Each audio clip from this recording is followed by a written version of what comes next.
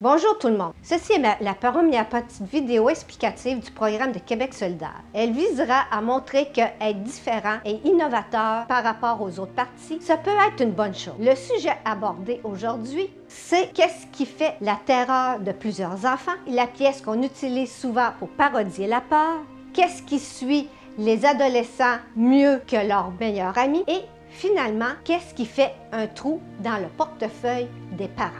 Avez-vous deviné? Vous avez compris? Et oui, nous allons parler de soins dentaires, broches et nettoyage.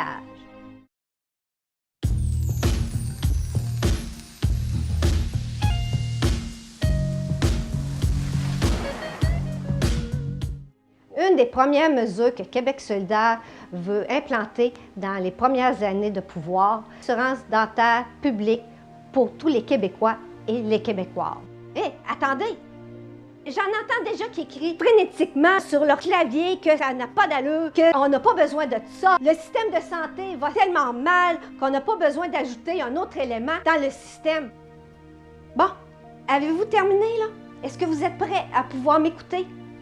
Oui, vous avez raison. Le système de santé a des problèmes, c'est vrai. Sauf que pour Québec solidaire, un point très important, c'est les soins dentaires, parce qu'on a peur que ça dégénère. Saviez-vous qu'en 2016, 27% des Québécoises et des Québécois n'ont pas été chez le dentiste à cause que ça coûte trop cher? À première vue, 27%, ce n'est pas beaucoup. Mais si je vous dis qu'en 2013, il y avait 15% des personnes. En 3 ans, 2013-2016, il y a eu une augmentation de 12%.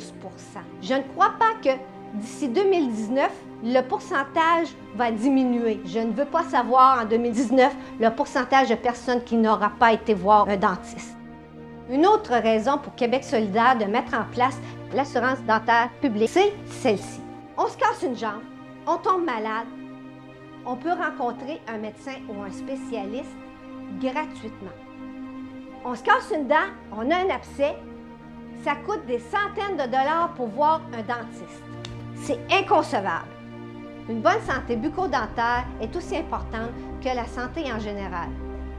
Une négligence de celle-ci peut amener à un jeune enfant des difficultés au niveau de la malnutrition, au niveau du langage. Cela peut même affecter le niveau de diabète ou des infections.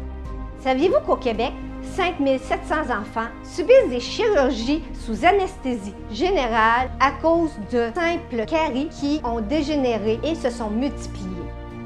Maintenant, je vais vous dire pourquoi il est important de mettre l'emphase sur le système dentaire public. Je vous entends déjà écrire que c'est irréalisable. Êtes-vous prêts à pouvoir continuer? Je vais vous dire comment on va faire ça.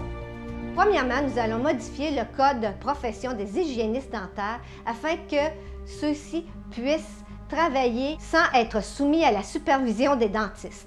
L'hygiéniste, lors du nettoyage, est capable de voir s'il y a un problème ou non dans nos dents. Le dentiste est là seulement pour vérifier si l'hygiéniste a fait une bonne observation ou non. Quand tout va bien, il passe même pas 5 minutes avec nous et repart. L'hygiéniste peut alors faire son travail toute seule, faire le nettoyage, dire que tout va bien et remettre un rendez-vous à l'année prochaine. Sinon, elle pourrait dire il y a un problème avec telle dent et demander à ce que l'on rencontre un dentiste le plus rapidement possible pour qu'il vérifie ce problème. Comme ça, cela vous permettra de baisser la facture pour un nettoyage annuel. Deuxièmement, il faut promouvoir et prévenir les soins dentaires dans les écoles, les CLSC, les CHSLD, etc.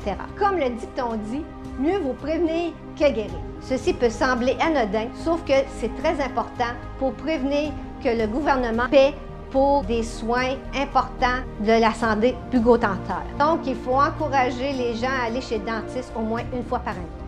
La troisième étape consiste à négocier avec les hygiénistes et les dentistes une nouvelle table de prix pour les soins.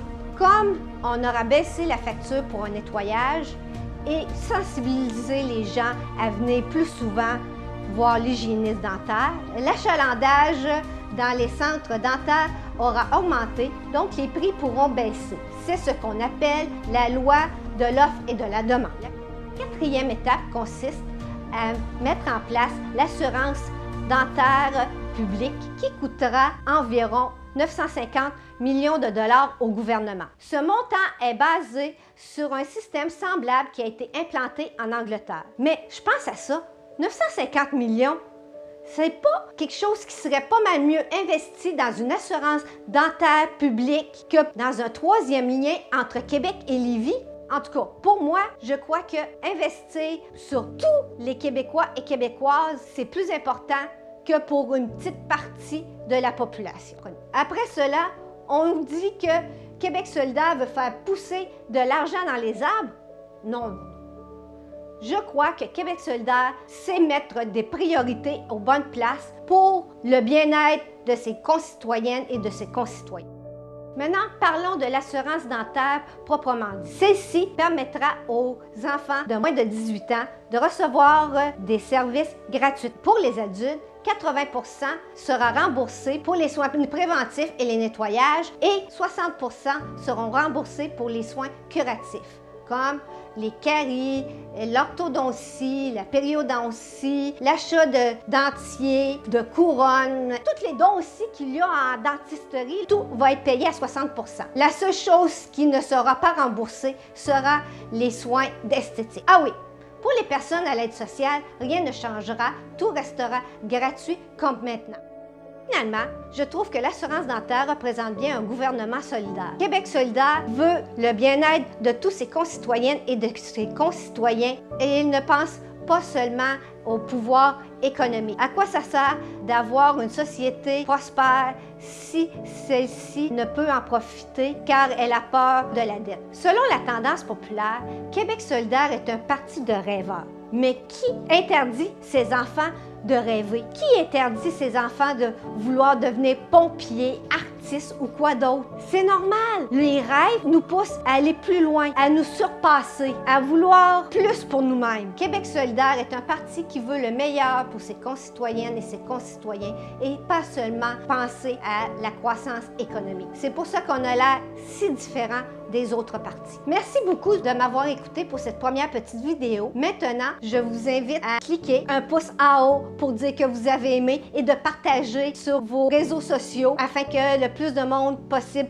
puisse le voir. Et si vous n'avez pas apprécié, mettez le pouce en bas. N'hésitez pas à débattre du sujet dans les commentaires. C'est toujours intéressant de pouvoir discuter des différentes idées entre nous. Et n'oubliez pas, partagez le plus possible que vous ayez aimé ou non. Je vous invite à nous revenir bientôt pour un prochain petit vidéo et le sujet sera quelque chose de très intéressant parce que ça nous touche tous de près ou de loin. Alors, à bientôt!